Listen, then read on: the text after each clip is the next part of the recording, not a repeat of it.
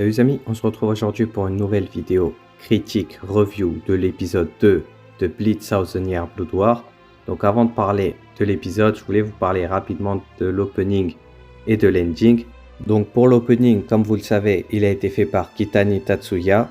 L'opening s'appelle Scar, donc écoutez, j'avais déjà écouté les leaks, donc je savais à quoi m'attendre. Mais c'est vraiment le visuel qui m'a chamboulé. Après, je vais pas vous mentir, il y a des petits spoils minimes, mais si vous n'avez pas lu le manga, ça ne veut pas forcément dire que vous allez comprendre.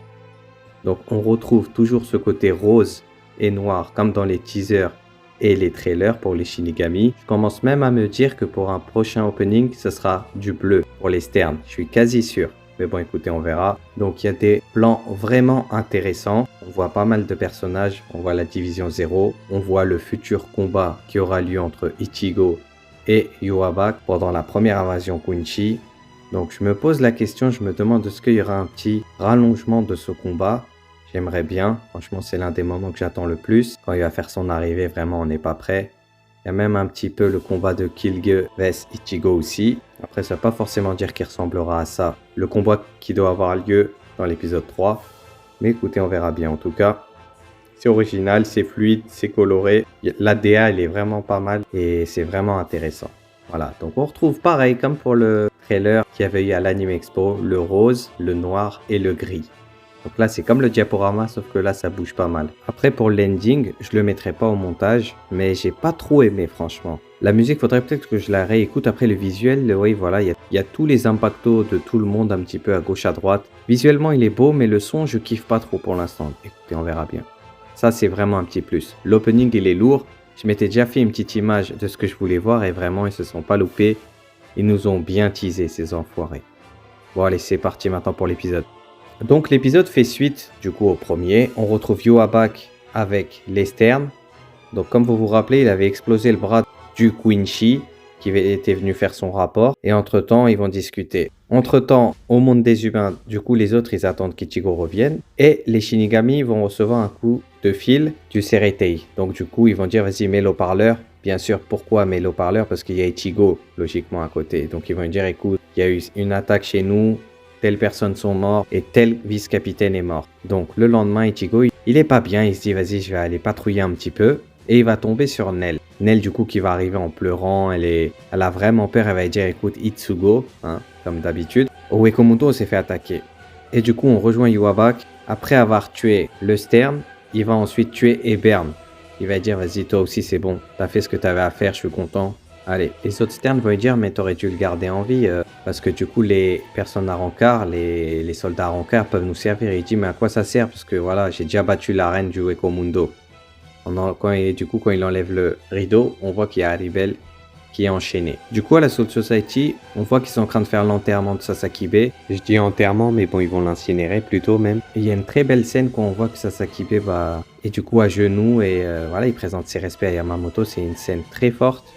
Il n'y a pas de musique, il y a un silence et du coup il dit allez-y allumez. Et du coup Ichigo il a convoqué ses amis, il leur explique ce que Nel leur a dit et du coup après il y a Pêché qui leur raconte un petit peu ce qui s'est passé. Du coup on a un petit rajout au niveau de l'anime sur cette scène là. On voit qu'il y a Yua qui avait attaqué du coup l'Uekomundo. Il a battu Haribel et Haribel leur a demandé de fuir. Et du coup ils sont tous partants sauf Ishida qui dit écoute pour moi ça risque d'être compliqué. Ichigo il dit oui c'est normal. Les Quincy sont faits pour tuer les holos et pas les aider. Du coup, il dit ouais. Et il dit surtout, écoute, fais attention à vous. L'ennemi pourrait être. Et ils se font couper, bien évidemment. Et du coup, t'as Urahara qui arrive et qui dit, bon, écoute, tu vois qu'on va préparer le trajet pour le Uekomundo. Dans le Vanderreich avec Yua, du coup, normalement, c'est Jugram qui parle. Mais là, on le voit pas parce qu'il est encapuchonné. Il est dit que Ebern a utilisé le médaillon. Il y a des traces d'utilisation, mais ça n'a pas marché. Et du coup, Yua il tape un petit. Entre-temps, pendant qu'ils sont dans le Garganta, Kisuke dit à Ichigo et compagnie que ce qui se passe à la Soul Society et ce qui s'est passé là maintenant, ces deux événements sont liés. Donc attends-toi à ce que ça parte en cacahuète. Donc ils vont arriver et du coup entre-temps on va voir un petit peu que les Arrancar vivants ont été emprisonnés par les Quincy et du coup on va faire la rencontre de Killge, le premier Stern Ritter. Du coup on a une petite présentation avec le petit J, voilà Killge Opi avec la lettre J. Et du coup, on aura l'explication de sa lettre un petit peu plus tard. Donc du coup, il va dire, écoutez, voilà, on va faire une phase de recrutement, celui qui a envie, il le dit directement, sinon voilà.